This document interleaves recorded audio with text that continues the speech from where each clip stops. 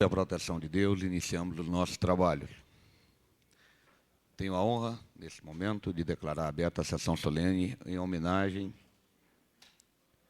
a Allan Kardec, fundador da doutrina espírita, por ocasião da comemoração do aniversário do seu nascimento. Convido para auxiliar nos trabalhos da mesa o excelentíssimo senhor, segundo secretário dessa casa, deputado Edmar Pirineus.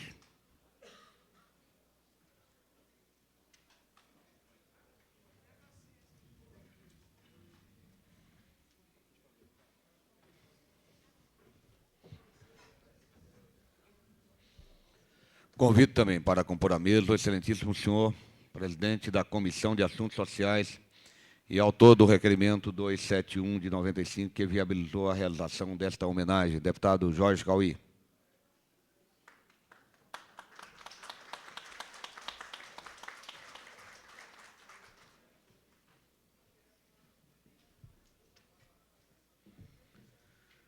Convido o ilustríssimo senhor, presidente da Federação Espírita Brasileira, Giovanni Borges de Souza.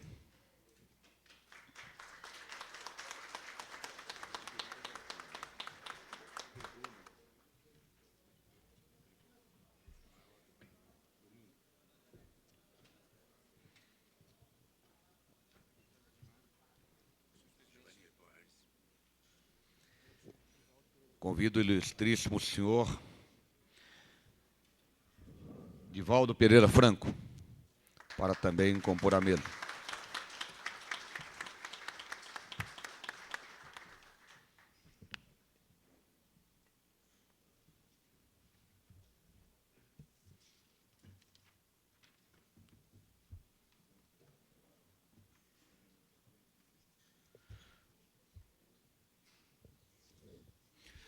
Quero apresentar aos senhores presentes um pedido de desculpa a essa casa, onde a maioria dos deputados, nesse momento, conclui uma reunião de líderes partidários que se discute o assunto da terra.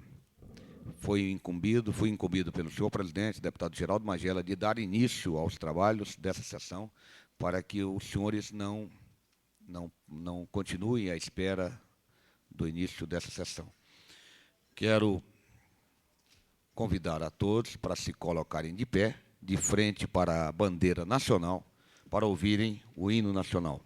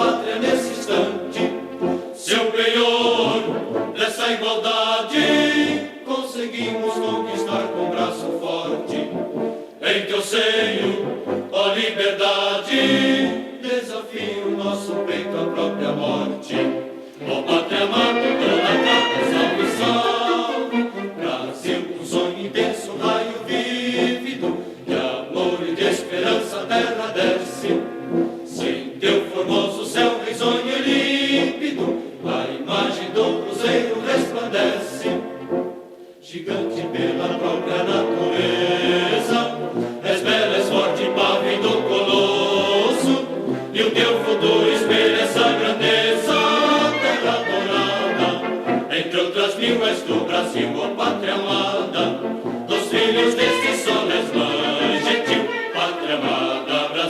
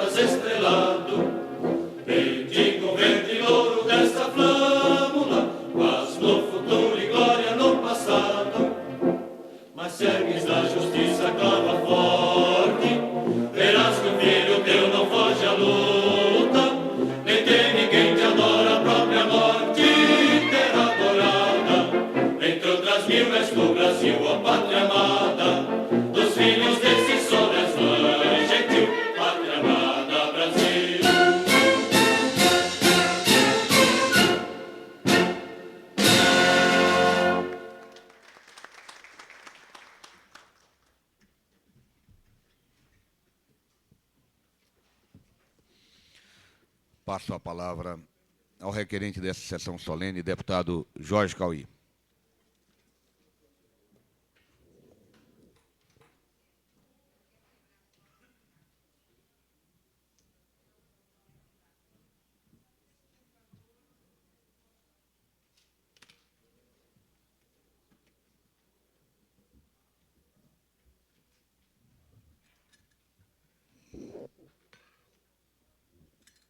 Excelentíssimo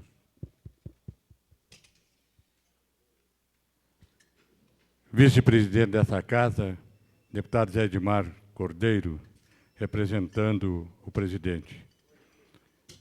Excelentíssimo senhor presidente da Federação Espírita Brasileira, Jovanir Rodrigues de Souza, meu querido amigo de sempre, Divaldo Pereira Franco, meu caro colega Dimar Pirineus, secretariando essa mesa, meus amigos representantes aqui de vários centros espíritas, minha querida companheira Zoraide, aqui presente, meu filho Luciano, senhores e senhoras,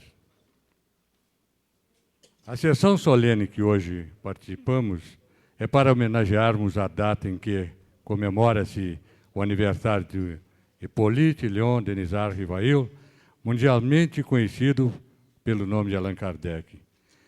Por nossa iniciativa, em nome de todos os espíritas de Brasília, e dando as boas-vindas aos participantes do primeiro Congresso Espírita Mundial, que ora se realiza aqui no Distrito Federal, não poderíamos deixar de registrar tão significativa data. Das mensagens psicografadas de Humberto Campos por Chico Xavier, o Brasil, coração do mundo, pátria do Evangelho. Eu abro aqui uma ressalva para dizer que Brasília consideramos o centro do mundo, pátria do Evangelho. Isso está determinado. Paralelamente a isso, a construção de Brasília se confunde com essa afirmação ao conciliarmos a doutrina espírita, o estigma de que a nossa capital é a capital da esperança. Realmente é isso, a construção de Brasília, repito aqui, se confunde com essa afirmação ao conciliarmos a doutrina espírita e o estigma de que a nossa capital é a capital da esperança. A sua configuração especial e nuclear, a sua aparência mística, um número incontestável de religiões, credos e doutrinas que aqui se instalaram, a própria realização do primeiro Congresso Espírita Mundial, a difusão espontânea e voluntária dos ensinamentos de Allan Kardec, vem confirmar essas previsões. Reavendo a breve história do nosso tempo e retrocedendo ao início desse século, aqui nas imediações do Planalto Central, na cidade de Sacramento, situada no Triângulo Mineiro, Eurípides Balsanufo, farmacêutico, fundador do Colégio Allan Kardec, implantou e revigorou a doutrina espírita naquela. Como médium de desdobramento durante toda a sua vida, atendeu espiritualmente não só a sua comunidade, como também os necessitados da região Centro-Oeste. Além disso, foi de extraordinária importância a sua participação na divulgação do cristianismo. Do município de Sacramento difundiu-se, através dos principais líderes espíritas, sob a orientação de Eurípides Balsanufo, toda a essência da doutrina descodificada por Allan Kardec para outros estados vizinhos, notadamente sob forte influência o estado de Goiás. Dentre esses líderes, um chamado Jerônimo Candim fixou-se e fundou o município de Palmelo, no interior de Goiás, caracterizando e tido como a única cidade espírita do mundo. A doutrina espírita consolidou-se naquele estado, concentrando-se posteriormente em Goiânia, à força do seu movimento, logo após a sua inauguração, lá pelos meados do ano 40.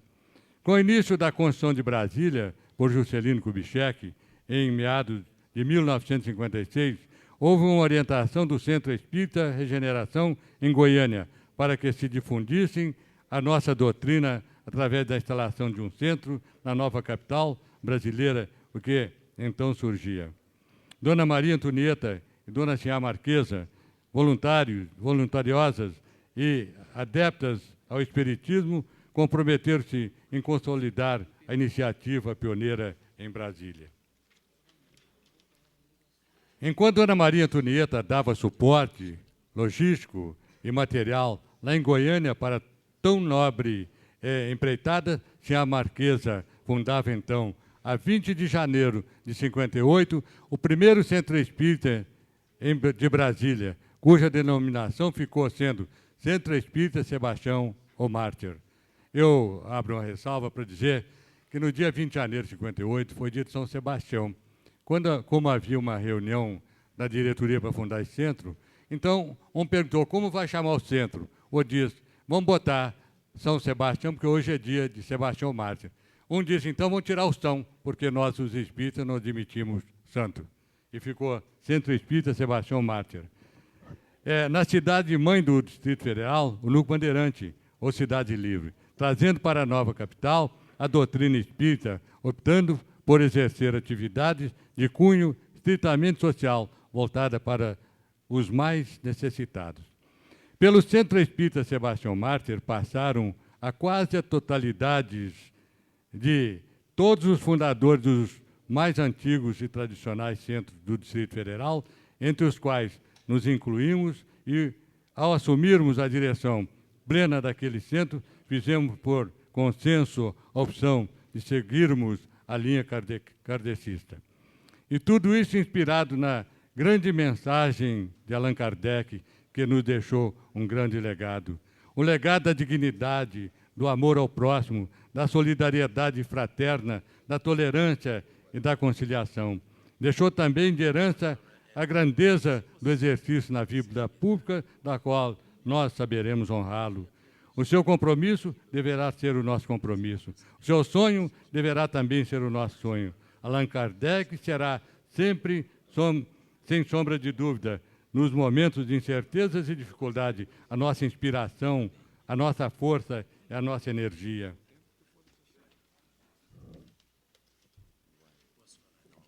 E neste momento de reflexão, em homenagem à grande figura que se constituiu Allan Kardec, que foi para nós uma fonte de nobres sentimentos e em sua memória, eu penso nos pobres, nos humildes, penso nos que sofrem, nos idosos, penso nos que estão sedentos de justiça.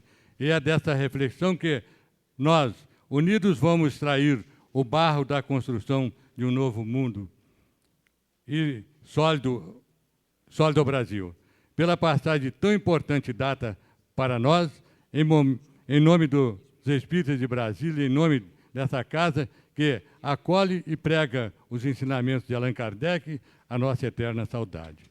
Eu queria ainda dizer que, quando assumiu o Centro Espírita Sebastião Mártir, em 1961, cheguei em Brasília em 60, eu passei a fazer trabalhos constantes kardecistas, somente kardecistas.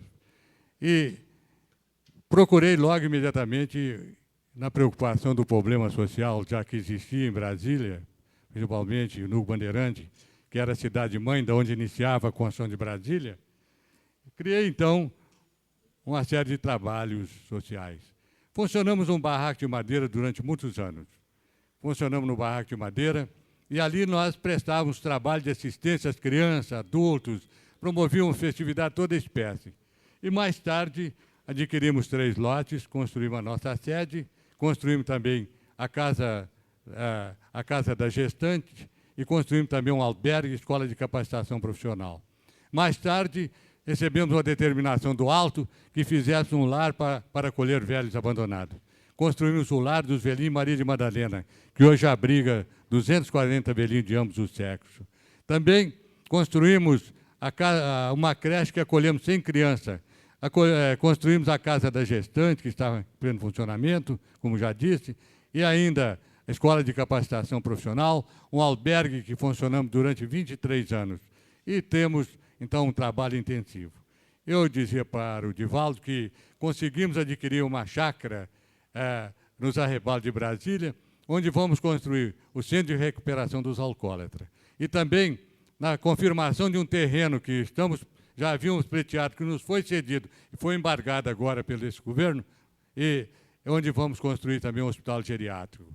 Tudo isso ainda temos pela frente. A nossa luta tem sido constante em Brasília em prol dos necessitados. Vamos continuar trabalhando em nome da doutrina espírita, em nome de Allan Kardec. Será sempre o nosso orientador, a nossa inspiração, a nossa vida na Terra. Obrigado.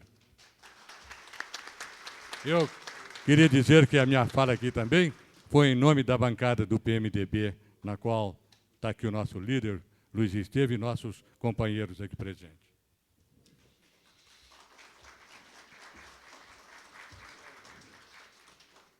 Gostaria de indagar o líder do PMDB, deputado Luiz Estevão, que sobre as colocações feitas pelo deputado Jorge Cauí, a mesa tem informações de que o deputado Benício Tavares falaria em nome do PMDB.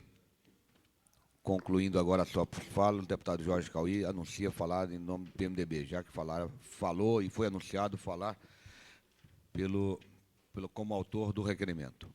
Senhor presidente, em nome do partido do Movimento Democrático Brasileiro, usará da palavra o deputado Benício Tavares. Com a palavra, o deputado Benício Tavares.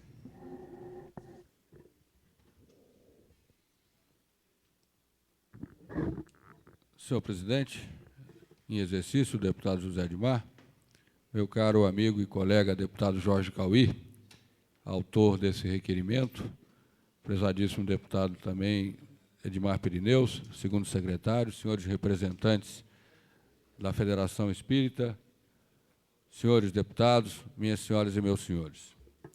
Nosso colega, companheiro, deputado Jorge Cauí, no seu brilhante discurso, já explanou muito daquilo que ele vem pregando aqui nessa casa. E, inclusive, eu gostaria até de fazer uma homenagem ao deputado Jorge Cauí, que está sendo agraciado através de um projeto do líder da nossa bancada, o deputado Luiz Estevam, para também receber o título de cidadão honorário de Brasília. E acredito que ele recebendo esse título, todos os que estão aqui e que comungam desta fé do deputado Jorge Cauí estarão sendo também homenageados. Eu quero dizer que em momentos de grandes aflições, o deputado Jorge Cauí tem sido o nosso apaziguador, é aquele que traz a tranquilidade a esse plenário, que traz uma voz amiga e que traz uma voz para que todos nós possamos defender as nossas ideias, mas dentro do respeito e da tranquilidade. Eu tenho assistido o trabalho do companheiro, não só o trabalho que ele desenvolve no Núcleo Bandeirante, através de um trabalho social belíssimo, e que, obviamente, tem o apoio da Federação, tem o apoio dos espíritas, e vejo isso em todas as cidades satélites, onde muitas creches, onde muitos trabalhos sociais são desenvolvidos graças ao apoio da Federação, graças ao apoio dos companheiros que horas estão nos visitando. Por isso, eu fiz questão ainda de falar para dar essa mensagem aqui do nosso companheiro e deputado Jorge Cauí, que tem sido um lutador e um batalhador pela questão social. E acredito que ele, em conjunto com os companheiros, com o presidente da Federação, com todos os representantes que estão aqui, também lutam pela paz social, pela questão social de Brasília, pelo desenvolvimento da nossa cidade e pela harmonia do nosso povo. Portanto, deputado Jorge Cauí, parabéns por ter apresentado esse requerimento que traz a essa casa uma paz muito grande e traz esses companheiros, que nós não tivemos o prazer ainda de conhecê-los, mas que hoje são também nossos irmãos. Muito obrigado. Convido para fazer uso da palavra o deputado Miqueias Paz, pelo PCdoB.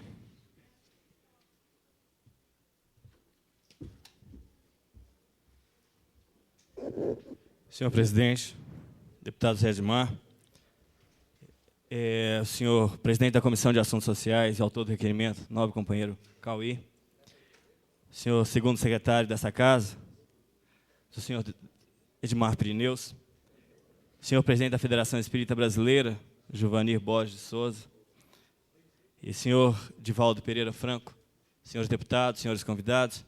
Para alguns pode até ser uma surpresa, né, o que é que um comunista estaria fazendo num ato de solidariedade aos espíritas. Mas eu gostaria de dizer que uma coisa me chama muito a atenção, que é uma palavra que falta muito ao cidadão humano, não de qualquer país, que é o espírito de solidariedade. E é algo que não falta definitivamente à comunidade espírita. E eu não digo como observador, mas digo como alguém que esteve durante algum tempo acompanhando trabalhos, desenvolvendo trabalhos junto à comunidade espírita de Taguatinga, e que essa comunidade desenvolvia um trabalho na antiga Vila São José, hoje conhecida, né, o nobre deputado Edmar conhece muito bem aquele local, que é hoje a conhecida Agrovila Agrovila Samambaia. Ali vivia uma comunidade carente, e era uma comunidade que se fazia uma atividade, os espíritas desenvolviam uma atividade que iam desde fazer as sopas, a corte de cabelo, corte de unha, catar piolho. Passavam os domingos à tarde, os sábados à tarde, e eu, durante muito tempo, acompanhei essas atividades junto com a comunidade espírita de Taguatinga. E, para mim, mesmo sendo de uma formação religiosa, durante a minha adolescência, que questiona essa entidade religiosa, essa que eu pertenci durante muito tempo, questiona os princípios, né, a credulidade, o credo, né, de se ter ou não ter uma vida após a morte, mas me chamava muita atenção a questão da solidariedade. E, para mim, isso bastava naquele momento. Como hoje, isso me basta para que eu esteja nesse momento na tribuna. Por entender que, por se ter a necessidade de depurar o comportamento humano, de se ter a necessidade, por essa comunidade acreditar que é fundamental que o ser humano esteja cada dia melhor do que ontem, se desenvolve um espírito de solidariedade muito forte. E a todos vocês, eu, nessas breves palavras, não me sinto aqui nem um pouco acanhado de estar aqui, em dizer que parabéns por esse trabalho que vocês desenvolvem, independente do credo, eu não quero entrar no mérito do credo, mas parabéns, porque eu acho que se a sociedade tivesse o espírito guerreiro que muitas pessoas se encontram nessa comunidade, se a sociedade tivesse a sensibilidade que se encontra neste grupo, com certeza a sociedade seria muito diferente. Bom, e aí, se há ou não vida após a morte, quando a gente chegar lá, a gente vai ficar sabendo. Então, não tem problema. Mas aqui eu acredito que a gente tem que fazer a cada dia o melhor possível. E era isso que eu gostaria de dizer.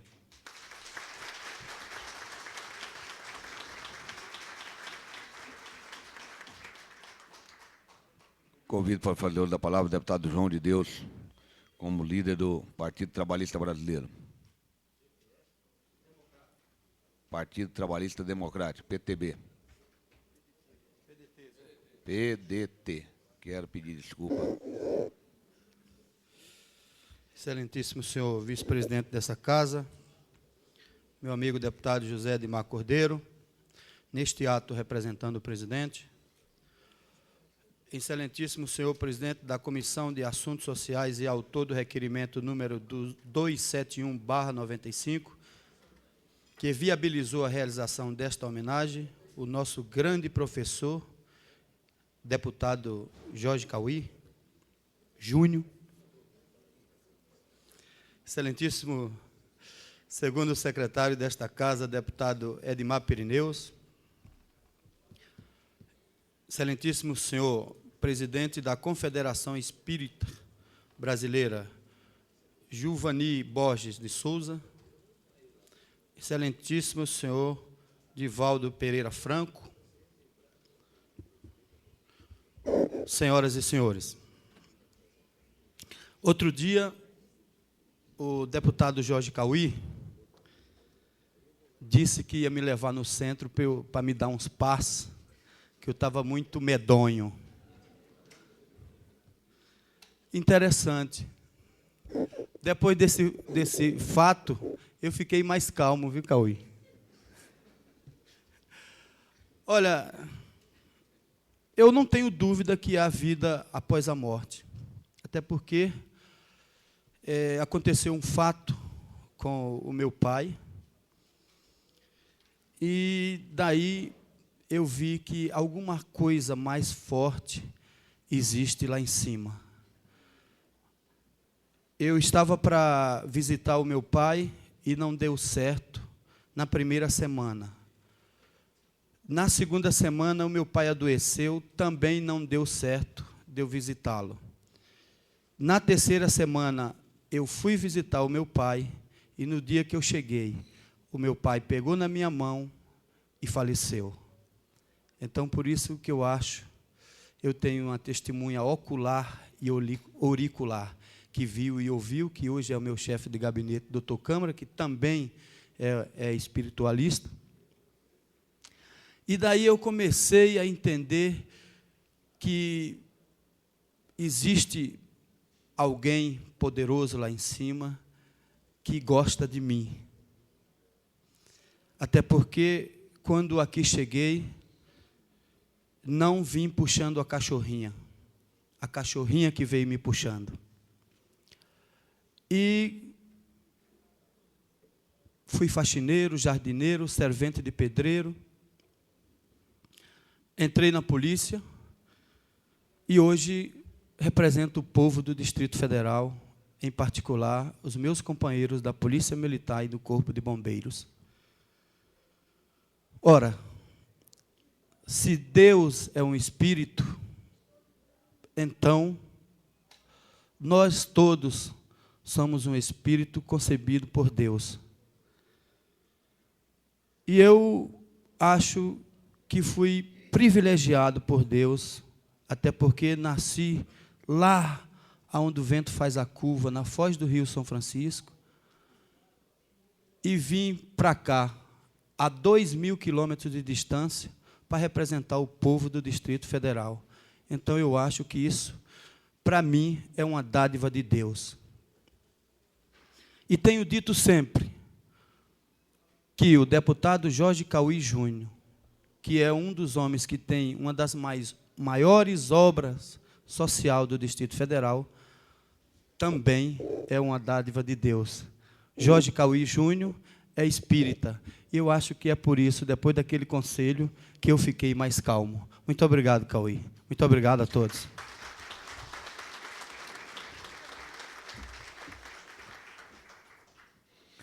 Neste momento, passo a palavra ao senhor Juvanir Borges de Souza, presidente da Federação Espírita Brasileira. Gostaria de...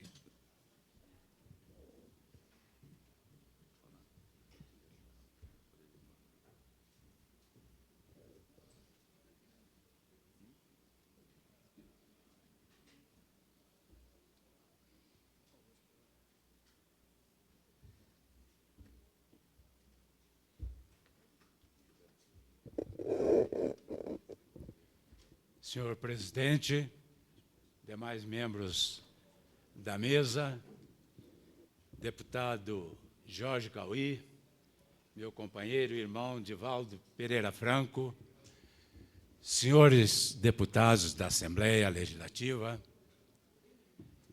a nossa palavra é muito breve, é de agradecimento a esta Assembleia por esta homenagem que é muito cara a todos os espíritas do Brasil e do mundo. Nós temos, na figura de Allan Kardec, um missionário do alto, de Deus, do Cristo, para trazer ao mundo conhecimentos novos de que o mundo necessita. É Allan Kardec um grande descobridor.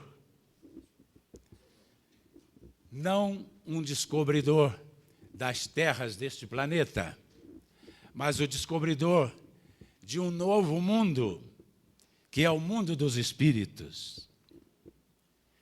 Todos nós somos egressos desse mundo, e para lá todos nós regressaremos.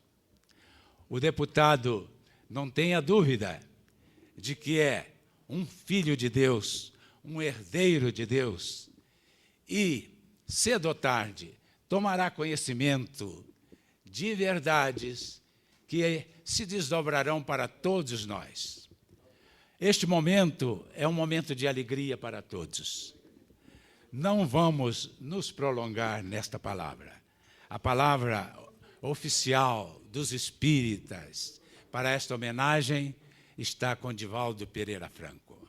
O nosso agradecimento à Assembleia, o agradecimento a todos os nossos companheiros do primeiro Congresso Espírita Mundial. E muito obrigado.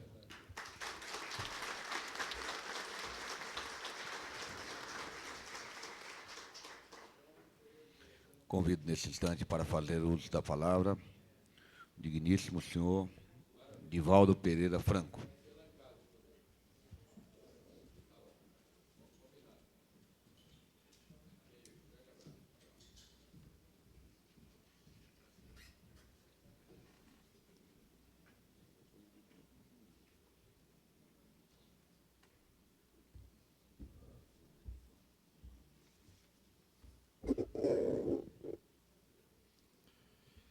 Excelentíssimo senhor vice-presidente desta casa, deputado José Edmar, representando o senhor presidente, excelentíssimo senhor presidente da Comissão de Assuntos Sociais, autor do requerimento, nosso querido amigo Jorge Cauí Júnior, nobres deputados, excelentíssimas senhoras, excelentíssimos senhores, dignos representantes dos países que participam do primeiro Congresso Mundial de Espiritismo, queridos irmãos no ideal espírita, exoramos as bênçãos de Deus para todos nós, a fim de que a paz e a plenitude se estabeleçam nas paisagens do nosso mundo interior. Alfredo Russel Wallace, considerado um dos pais da antropologia universal, o grande colaborador de Charles Darwin na investigação do protótipo humano, teve a oportunidade de dizer, ipsis verbis, eu era um materialista tão convicto e tão completo, que na minha inteligência não havia lugar para uma existência espiritual. Os fatos, porém, são imperiosos. Tornei-me espírita, porque diante de fatos não existem argumentações. Seguindo-lhe as pegadas luminosas, o admirável engenheiro elétrico Cromwell Varley, a quem a humanidade deve a colocação dos cabos submarinos transcontinentais para a telegrafia e a telefonia internacional, também declarou: o ridículo que os espíritas sofrem somente parte daqueles que não se deram ao trabalho de estudar o espiritismo. Eu não conheço uma única pessoa que, havendo estudado o espiritismo com isenção de ânimo, não se haja rendido à evidência dos fatos. E o admirável pai da antropologia criminalista, César Lombroso, teve a oportunidade de declarar: quando eu me lembro do ridículo que os espíritas sofrem, coro de vergonha por mim e pelos meus amigos sábios, porque eu também sou espírita. Os fatos venceram-me. Bastava a declaração das 3 maiores personalidades na área da investigação parapsicológica, antropológica, criminológica, para definir a grandeza da doutrina espírita em pleno século das luzes. E ao definir a grandeza da doutrina espírita, reportar-se diretamente ao seu autor da obra da codificação, Allan Kardec. Foi Hegel, o pensador alemão, que estabeleceu que se medem os homens que se fazem grandes dos pés até a cabeça, pela estatura. Mas os grandes homens são medidos da cabeça para cima, pelos ideais. E continuava ainda Hegel: toda ideia que é extraordinária deve encontrar resistências. Mede-se a excelência de uma ideia pelas resistências que ela provoca. Essa definição de Hegel adapta-se perfeitamente à ciência espírita e ao seu emérito codificador, porque exatamente hoje, há 194 anos, no dia 3 de outubro, há 191 anos, no dia 3 de outubro de 1804, na cidade mártir de Lyon, a velha Lugdunum, no coração da França, reencarnava-se um espírito de escola.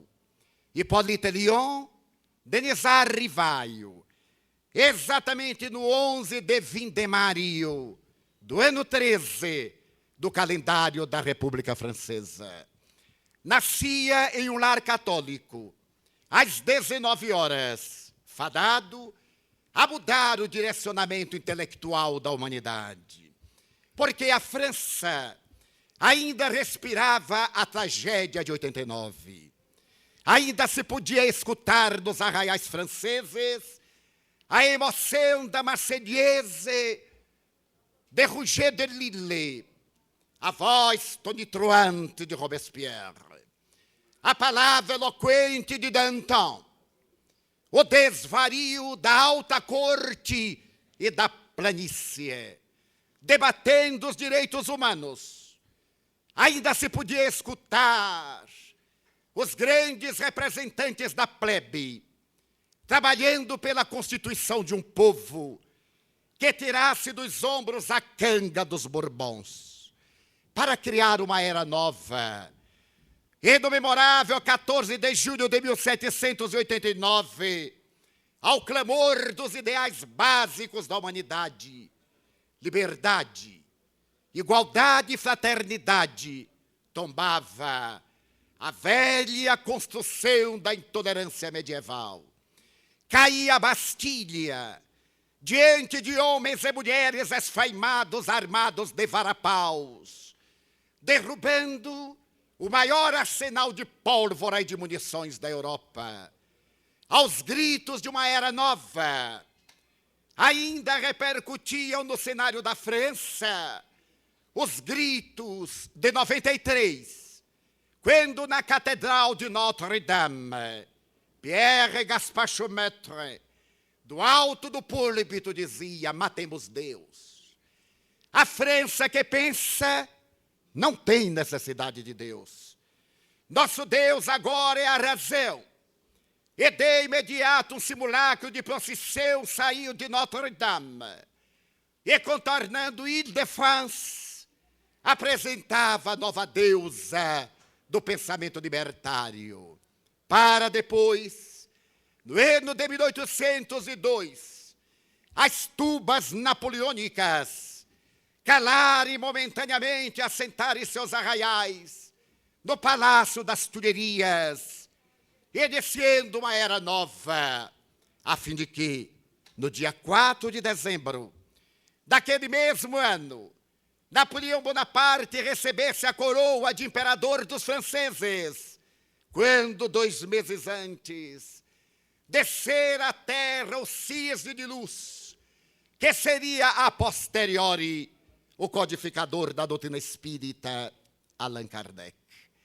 Partindo de Lyon, aos 10 anos de idade, esse jovem idealista vai com sua mãe, Jeanne-Louise Duhamel, à cidade de Verdun, na Suíça, para receber da alma grandiosa de Pestalozzi o leite dos ideais democráticos, a lição soberana das liberdades humanas, daquele homem que tinha aberta sobre a sua mesa a Bíblia e que a compulsava diariamente. Aquele Pestalozzi que construiu a cultura europeia e americana, já que as cortes da Eurásia mandavam para suas mãos em Verdun seus melhores filhos, e da América partiam as inteligências brilhantes para receberem do pai da pedagogia, da psicopedagogia, da escola nova, a lição de dignificação humana. Foi ali em Verdun que o jovem Denis Arrival, contemplando os lagos tranquilos da Suíça, deveria sentir os anseios de uma humanidade feliz, onde a escravidão do homem pelo homem, a intolerância medieval que permanecia nas religiões, os preconceitos científicos, de casta, de cor e de ideologia deveriam ceder lugar a uma era nova. Foi ali que ele bebeu a água lustral do pensamento lídimo do grande psicoterapeuta da humanidade, nosso Senhor Jesus Cristo. Retornando a Lyon, ele permaneceu na intimidade doméstica a reflexionar. E logo depois, ele veio a Paris para poder dar continuidade à sua obra. Obra de mestre, de pedagogo, indo lecionar numa escola que lhe foi entregue, na condição de diretor, como escreveram André Morel, Henri Saussé, Anne Blackwell, Francisco Thyssen e Zeus Van Tuyl, em um trabalho memorável de pesquisa biográfica do insigne codificador da doutrina espírita. Logo depois, ele inaugura o educandário Rivail, a Rua de Sèvres, número 35, no coração de Paris. E Deus, satisfeito, sentindo a juventude francesa mergulhada nas sombras da ignorância, ele abre o primeiro educandário noturno para adultos, gratuitamente, enquanto escreve obras na área da pedagogia, a conjugação das irregularidades dos verbos franceses, considerados os mais difíceis das línguas neolatinas. E, homenageado pela Universidade de Arras, oferece programas para a Sorbonne, em cujo ínterim, 1832, consorcia-se com Amélie Gabrielle Boudet, intelectual e artista, miniaturista, que houvera publicado uma obra que sensibilizara a crítica francesa, Contos Primaveris, obra que lhe havia dado um galardão, um prêmio, entre os escritores mais formosos da época. Sentindo que sua vida estava fadada ao ideal, labora. Ele que vem de uma classe modesta, trabalha, luta, empenha-se, enfrenta um sócio desonesto, dedica-se com a fé à cultura, quando Paris irrompe na segunda metade do século. É a Paris de Napoleão III, da imperatriz Eugênia, das saias frisantes de Cremolina. É a Paris de Pasteur, é a Paris das revoluções, quando a ciência abandona a intimidade dos porões e começa a tornar-se doutrina exata. Quando a fisiologia arrebenta os elos com a anatomia se torna independente da patológica. Quando a psiquiatria liberta-se da fisiologia e na Salpêtrière, ou Universidade de Paris, os grandes ideais se levantam para a construção da cultura humanística, humanitária de toda a sociedade. É nesse caldeirão que fenômenos insólitos invadem a ociosidade da burguesia francesa. E a partir de 1852, nos grandes saraus, as pessoas reúnem-se para consultar les tables tournantes, as mesas que rodopiam, as mesas que falam, até que o amigo do professor Rivail, um certo curso entusiasmado, diz-lhe que estemos diante de uma era nova. As mesas respondem a perguntas. E ele, que tinha a cultura metodológica da experimentação científica, que era um homem liberado de prejuízos religiosos, que nascera num lar católico, fora educado por um protestante e fizera-se livre pensador. Sorri e, através de um ditado francês, ele diz esta história para fazer um boi dormir de pé. Porque não é possível que uma mesa que não tem nervos nem cérebro possa pensar. Mas como se tratava de um cientista, concluiu, até que me provem o contrário. Ele não era magister dixit, nem estava prioristicamente preparado para negar ou aceitar. Era um homem da linguagem fria dos fatos.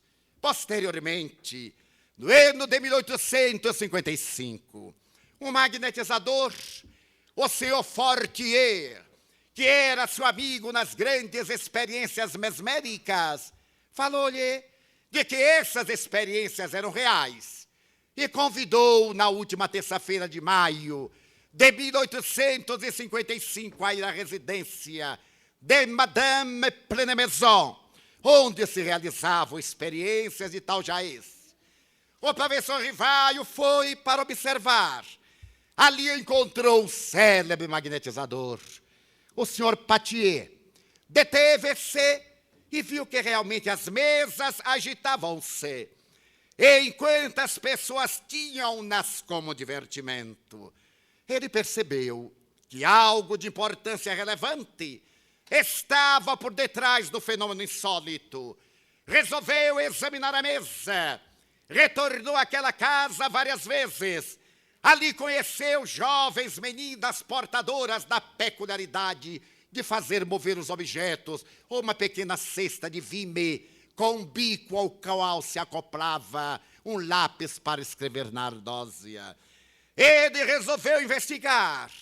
E diante da evidência desses fatos, um dia, ele disse, não é possível. Como pode uma mesa que não tem cérebro nem nervos pensar? E a mesa, através de sinais tipológicos, de raps, respondeu-lhe que não era ela a autora do fenômeno. Eram as almas dos homens que haviam vivido na Terra. A mesa era um instrumento grotesco de que essas almas se utilizavam para manterem um correio com as criaturas humanas. O professor Rivaio resolveu penetrar a sonda da investigação e foi fazendo na residência de um homem que 10 anos antes vinha realizando essas experiências com as suas 2 filhas, meninas adolescentes, o senhor Baudin, e foi na sua residência que ele tomou contato com 58 cadernos de anotações, que eram resultado das experiências na Martinica, onde vivera o senhor Baudin. Foi ali que ele teve o contato com a lógica dos fatos, que a mesa respondia a perguntas mentais, a perguntas que eram elaboradas, colocadas no envelope fechado, e ninguém sabia do seu conteúdo, para serem abertos após a resposta. E foi diante dessas experiências que no dia 30 de abril de 1856, em uma dessas reuniões na casa do seu amigo Roustan, uma jovem de 15 anos, a senhorinha Jafé, foi tomada pelo espírito de verdade e declarou-lhe que lhe estava reservada uma tarefa de modificar a estrutura do pensamento da Terra, mas que ele não era indispensável na tarefa. Os desígnios de Deus não podem depender de um homem. Se ele fracassasse, porque também poderia triunfar, outro substituiria. E é ali que ele teve consciência das responsabilidades que lhe estavam reservadas. Mergulhou no oceano profundo da sua realidade para encontrar nas águas abissais da sua inteligência as pérolas, com as quais fariam diadema para adornar a humanidade a 18 de abril de 1857 em Palais Royal, na Galeria d'Orléans, na livraria Danty, que houvera publicado as obras mais respeitáveis da cultura francesa. O dia 18 de abril, primavera em Paris, ainda amanhece gris. As flores no jardim do Louvre estão dando gargalhadas de perfumes e multicolorindo a relva verdejante. É o nascimento da doutrina espírita. Ele criou a palavra espiritismo para definir uma nova ordem de ideias. É a ciência que estuda a origem, a natureza, o destino dos espíritos e as relações que existem entre o mundo corporal e o mundo espiritual. Mas esta ciência tem consequências filosóficas, porque depois de demonstrar em laboratório que a morte não encerra o fenômeno da vida, a transformação molecular da matéria é uma porta que se abre para uma outra dimensão energética. Ele estabelece a necessidade de um comportamento ético para a plenitude da consciência. Nasce a filosofia espírita para explicar quem é o homem, de onde veio o homem, para onde vai o homem e por que sofre. As velhas interrogações que a Esfinge propôs a Édipos na estrada de Tebas, conforme a tragédia de Sófocles. Mas é de notar-se que o Livro dos Espíritos, publicado em 1857, antecede 2 anos a obra mais revolucionária da cultura universal, que é a teoria darwiniana, da origem das espécies, das transformações vegetais e animais. Quando demitiza a Bíblia e fala do processo antropológico, biológico, da evolução sociopsicológica do ser.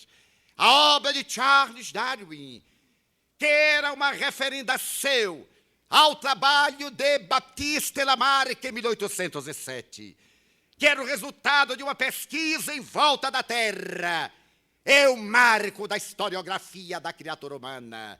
Paleontólogo, antropólogo, fisiologista, Darwin é o representante da nova era na era da ciência. O Livro dos Espíritos antecipa-o e fala da historiografia do processo da evolução, desde a monera ao homem. Na questão de número 540, os Espíritos antecipam a obra de Darwin, quando explicam que em tudo evolui a natureza. Desde o átomo, numa época não atomista, até o anjo tudo evolui. Porque o anjo de hoje foi átomo de ontem, assim como o átomo de hoje será anjo de amanhã. A doutrina espírita giganta-se nas mãos de Allan Kardec. Em 1861, ele publica uma obra de ciência metafísica, de psicologia transpessoal, de metodologia parapsicológica, o Livro dos Médiuns. Em 64, o Evangelho segundo o Espiritismo, trazendo a religião espírita, que é a ressurreição do pensamento de Jesus Cristo, que é a doutrina do poeta Galileu, que é o renascer do poema das bem-aventuranças, que é o momento em que sintoniza o amor através da paráfrase da caridade. É a hora gloriosa da solidariedade humana, quando as criaturas nos deveremos dar as mãos a benefício umas das outras e do mundo em geral. E ele tem a oportunidade de dizer que o Espiritismo respeita todas as crenças e até a não crença, desde que essas doutrinas do crer ou do não crer respeitem o direito do Espiritismo para poderem gozar de cidadania. Em 1865 publica uma obra admirável, O Céu e o Inferno, a Justiça Divina, segundo o Espiritismo. Em 1868, ele aprofunda a sonda na origem da vida e publica a Gênese, apresentando a visão científica dos 7 dias bíblicos, ou das grandes eras cosmogônicas, das eras terráqueas, do processo paulatino da evolução. E no dia 31 de março de 1869, entre 10 e 11 horas da manhã, ele leva a mão ao peito depois de atender um jovem que vem buscar a revista Espírita, que ele acaba de publicar, referida a março.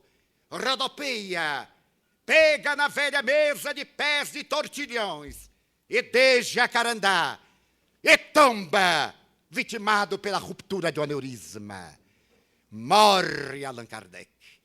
Morre o codificador, mas a doutrina de que ele é instrumento permanece de pé. E o nome de Rivail, célebre, é substituído pelo pseudônimo de Allan Kardec. E por quê? Porque ele recebeu dos espíritos imortais, que oportunamente, 19 séculos antes, ele havia vivido nas Gálias, da velha Lugdunum, naquele período em que os gauleses adoravam ao deus Dispater, o deus da fraternidade, quando eram vegetarianos, quando distendiam uns aos outros as mãos da fraternidade. E ali, como sacerdote druida, naquela reencarnação, ele fora chamado Allan Kardec. Em homenagem àquele período, ele anula o seu nome célebre para apresentar uma doutrina que deveria resistir às críticas, à investida da ciência, à intolerância da filosofia, aos camartelos da religião. Se ele houvesse firmado o espiritismo com seu nome célebre, muitas pessoas iriam lê-lo por causa do autor. Mas guardando-se do pseudônimo, portanto, do anonimato, a doutrina se implantaria não por aquele que a escreveu, trazendo a palavra dos Espíritos, mas pelo seu próprio conteúdo. Como disse Hegel, pelo valor ideológico de que ela se constitui, pela grandeza para resistir a todas as reações. Allan Kardec celebriza-se, e no dia 2 de abril, no cemitério de Montmartre, quando seu corpo vai ser inumado, ali, naquela parte do fundo, Nicolau Camille Flammarion, considerado o pai da astronomia, que desde os 19 anos era diretor do Observatório Astronômico de Givenchy, em Paris, diz, entre outras, neste memorável discurso laudatório à personalidade de Kardec: o sol que nos clareia, mestre, é portador de raios ultravioletas, de raios X, e nós não os vemos, no entanto, eles aqui estão. Também vós estáis aqui, embora não vos possamos detectar. E no momento de arrobo, ele disse: senhoras e senhores, Monsieur Allan Kardec foi na Terra o bom senso encarnado. A maior homenagem que se poderia prestar a um cientista era o bom senso que trouxe a doutrina da razão, e que Francisco Thyssen se refere com propriedade com Zeus Vantuil. Foi chamado pelos Espíritos como portador das vozes, como apóstolo da fé raciocinada.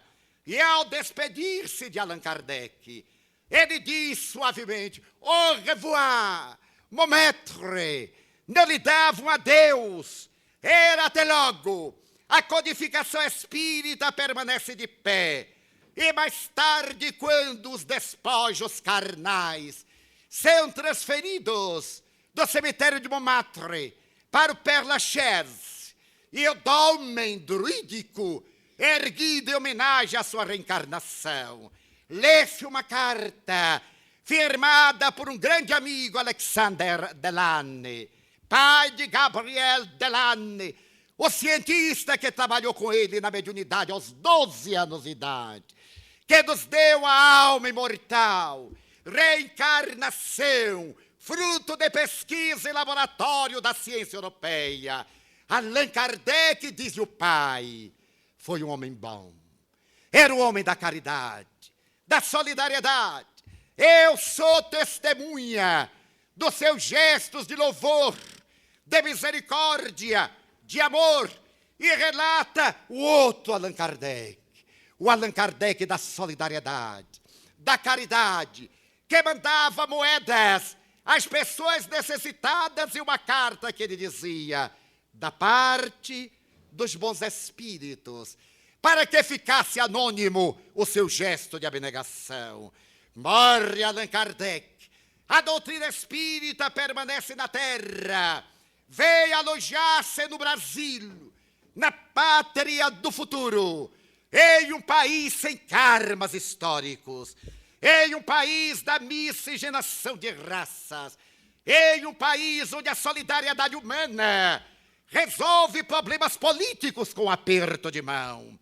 Ao invés do derramamento de sangue dos seus irmãos, a solidariedade de nobres legisladores coloca abaixo as paixões egocentristas para pensarem na realidade transcendental de um povo que, desde o arroio Chuí até as cabeceiras do Amazonas, um povo continental, falando o mesmo idioma, dobra-se diante do pavilhão nacional, com a emoção de um céu azul, das minas auríferas e dos campos eternamente verdes, mesmo em Brasília, quando chove. A mensagem da doutrina espírita agiganta-se, e mais tarde ela retorna à velha França exaurida de guerra. A França sacrificada em 1870 pela belicosidade. A França que experimentou a Primeira Guerra Mundial e a Segunda, e que depois de uma transformação, desde o pensamento de Sainte-Beuve, de Gustave Flaubert, até os ideologistas da atualidade, como os marxistas, como Simone de Beauvoir, seu marido, como aqueles que se refugiaram dos guetos de Paris, depois da Segunda Guerra, para criar o existencialismo. A doutrina espírita vem dizer: ninguém morre, só a vida. A morte é uma utopia. Como pode haver aniquilamento no mundo de incessantes transformações? A física nuclear vem apoiar. Nada se perde no universo. Só há transformações. E a doutrina espírita assevera que morrer é transferir-se de uma para outra realidade. Eis porque, nobre presidente, querido deputado Cauí, nobres deputados, senhoras e senhores, queridos irmãos, sentimos-nos comovidos, nós os espíritas, a Federação Espírita Brasileira, pela oportunidade de, nesta Casa do Legislativo do Distrito Federal, podermos pincelar muito rapidamente a respeito da bibliografia kardeciana. Neste momento em que Brasília hospeda 30 países do mundo, do Japão ao Peru, desde a Península Escandinava até a Patagônia, na representação da Argentina. Quando o Brasil recebe a América Central, a América do Norte e do Sul, a Europa, quando recebe a nobre delegação portuguesa, recordando-nos dos nossos avós, que nos descobriram por acaso. E por acaso tudo aqui acontece pela determinação de Ismael, porque o acaso é o resultado de uma lei que foi muito bem trabalhada para dar certo na hora prevista, e que nós ignorávamos. Neste momento desejamos agradecer ao nobre deputado Cauí, à Igreja Assembleia Legislativa, pela homenagem de recordar neste plenário de leis a personalidade ímpar de Hippolyte Lyon, de Nizar Rivail, que Viana de Carvalho, espírito, denomina a pérola de Ofir, colocada na coroa de estrelas com que a divindade adorna a realidade da Via Láctea em uma noite estrelada. Pela vossa bondade de cidadãos, todos vós, pela excelência do ideal de vossas excelências, a gratidão da família espírita e a nossa homenagem ao mestre, onde esteja a alma do Brasil genuflexa, vem dizer na Casa das Leis: muito obrigado, Kardec. Deus te abençoe. O cisne de luz que Johann Rus havia previsto voa acima das labaredas da impiedade humana, e tu governas-nos o destino em nome de Ismael e de nosso Senhor Jesus Cristo, o Rei singular. Muito obrigado.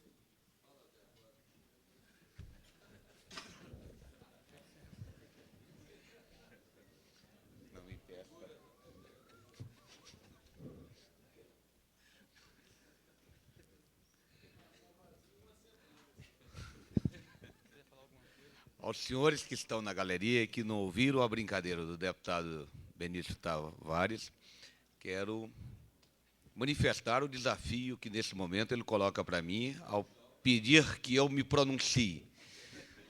Não farei tamanha temeridade, deputado. Nesse momento em que a casa, seguramente, nos quase 5 anos que tenho aqui, teve o mais lindo, o mais bonito, o mais profundo pronunciamento nas palavras de Divaldo, eu não me atreveria a encerrar com um discurso da presidência. Quero apenas agradecer ao deputado Jorge Cauí, aos ilustres componentes da mesa, aos senhores deputados que participaram dessa sessão, pedir desculpas aos presentes e ao deputado Jorge Cauí, autor do requerimento, pela ausência dos outros deputados, como falei no início, estarem hoje envolvidos com o tema da terra e não poderem estar presentes nessa sessão. Agradecer aos senhores espíritas que estão conosco nessa sessão, dizerem a todos que essa casa é honrada com a presença dos senhores. Essa casa é dignificada, é enriquecida, principalmente com as palavras do nosso companheiro Divaldo Pereira Franco. Que Deus ilumine a todos nas suas missões. Que Deus nos dê a oportunidade de ouvi-los como nesse momento. Que Deus nos dê a grandeza de conviver com todos os senhores. Declaro encerrada a presente sessão solene. Muito obrigado, senhores.